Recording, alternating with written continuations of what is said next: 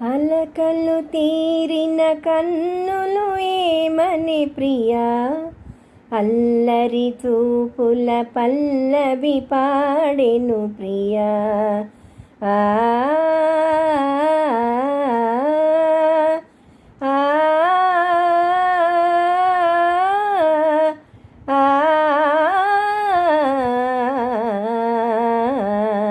అలకలు తీరిన కన్నులు ఏమని ప్రియా, అల్లరి చూపుల పల్లవి పాడెను ప్రియా.